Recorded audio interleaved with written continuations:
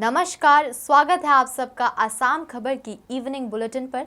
मैं हूं पूजा छेत्री। तो चलिए ले चलते हैं आपको आज की सबसे पहली खबर की ओर। आसाम के कई मंदिरों में आयोजित भादी अमावस्या। इस साल 7 सितंबर को मनाया गया भादी अमावस्या। आज के दिन भादी अमावस्या में रानी सती जी और अन्य सती देवियों के लिए बड़े ही हर्ष और उल्लास से त्योहार मनाया जाता है। देश भर में इस दिन सुबह से ही भक्तगण मंदिरों में माता की एक झलक पाने के लिए लंबी लाइन में खड़े हैं।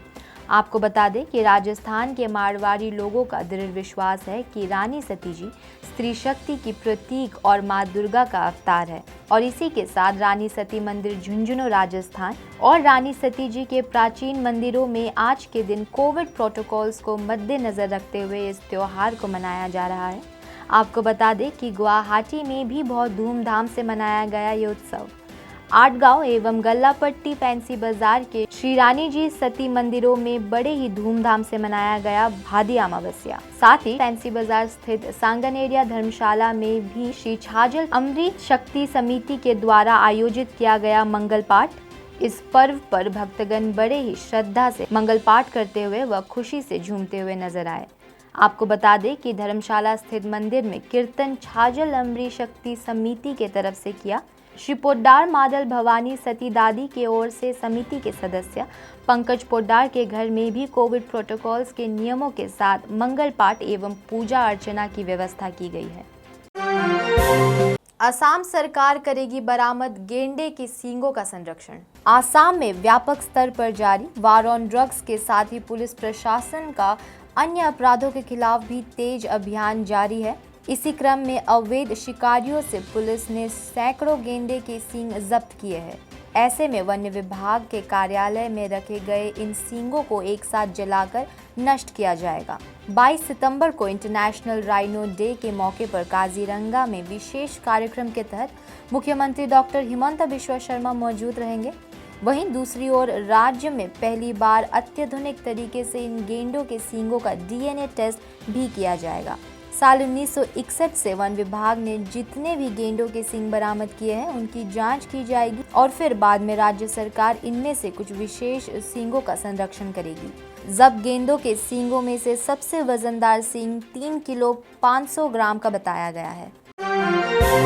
पेपर मिल के कर्मचारियों को सरकार देगी राहत। असम सरकार करेगी 650 करोड़ रुपए जारी। नौगांव और कछार पेपर मिल के कर्मचारियों को क्वार्टर खाली करने के निर्देश जारी होने के बाद असम सरकार ने शीघ्र ही इन कर्मचारियों के लिए 650 करोड़ रुपए जारी करने की घोषणा की है। यह घोषणा दोनों पेपर मिल के कर्मचारियों के लिए राहत की खबर लेकर आई है।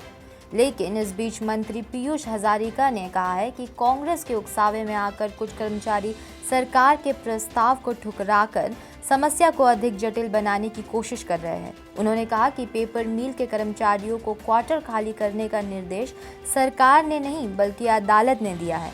सरकार तो 1 सप्ताह के भीतर कर्मचारियों को उनका बकाया प्रदान करने को तैयार है। बड़े बांध के खिलाफ एजेवाईसीपी का राज्यव्यापी विरोध प्रदर्शन। Lower Subansiri hydro electric project सहित अन्य बड़े बांधों के निर्माण के खिलाफ आज असम जातीयतावादी युवा छात्र परिषद ने राज्यव्यापी धरना प्रदर्शन किया। इस कड़ी में कामरूप मेट्रो उपायुक्त के कार्यालय के बाहर भी छात्र संगठन के कार्यकर्ताओं ने प्रदर्शन किया। वे लोअर सुबनसिरीज हाइड्रो इलेक्ट्रिक प्रोजेक्ट को तुरंत प्रभाव से बंद कर देने की मांग कर रहे थे। संगठन का यह भी आरोप था कि सरकार ने सुबनसिरी नदी पर बनने वाले इस बांध का निर्माण कार्य फिर से शुरू कर दिया है।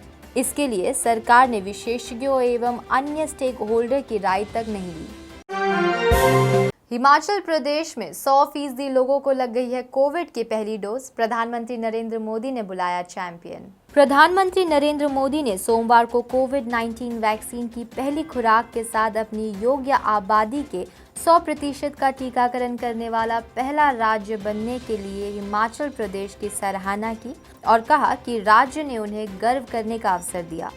स्वास्थ्य कर्मियों के साथ बातचीत करते हुए पीएम मोदी ने कहा, हिमाचल प्रदेश एक चैंपियन के रूप में उभरा है।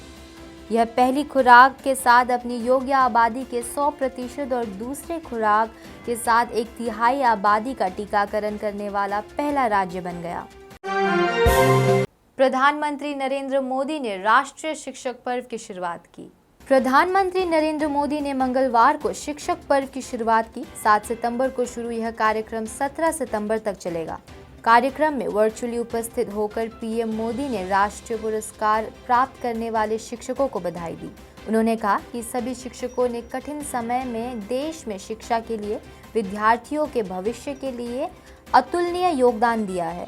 उन्होंने कहा कि हमें सरकारी स्कूलों में शिक्षा की गुणवत्ता बढ़ाने में अपना योगदान देना है। इसके लिए हमारे प्राइवेट सेक्टर को भी आगे आना होगा। पीएम मोदी ने कहा कि शिक्षक पर्व पर नई योजनाओं की शुरुआत हुई है। यह पहल इसलिए भी अहम है क्योंकि देश आज़ादी का अमृत महोत्सव मना रहा है और आज़ादी के 100 वर्ष होने पर भारत कैसा होगा, इसके लिए नए संकल्प ले रहा है। तालिबान का दावा है कि उसका पंजशीर प्रांत पर नियंत्रण है। तालिबान ने सोमवार को दावा किया कि उसने काबुल के उत्तर में पंजशीर प्रांत पर कब्जा कर लिया है, जो देश में तालिबान विरोधी ताकतों का अंतिम ठिकाना है। हालांकि तालिबान विरोधी प्रतिरोध ने कहा कि घाटी अभी तक तालिबान के हाथों में नहीं आई है और इसके लड़ाके लड़ाई जारी रखते हैं। सोशल मीडिया पर तस्वीरों में दिखाया गया है कि तालिबान के सदस्य पंजशीरी प्रांत के गवर्नर परिसर के गेट के सामने पंजशीरी नेता अहमद मसूद के नेतृत्व में अफगानिस्तान के राष्ट्रीय प्रतिरोध मोर्चा के साथ सप्ताहांत में लड़ने के बाद खड़े थे। आज के लिए बस इतना ही। हम कल फिर मिलेंगे कई और ताज़ा खबरों के साथ। तब तक के लिए देखते रहिए आसाम खबर और कोविड-19 की महामारी से बचने के लिए मास्क और सैनिटाइजर का इस्तेमाल करें। दूसरों से 2 गज की दूरी बनाए रखें। Stay save. शुक्रिया।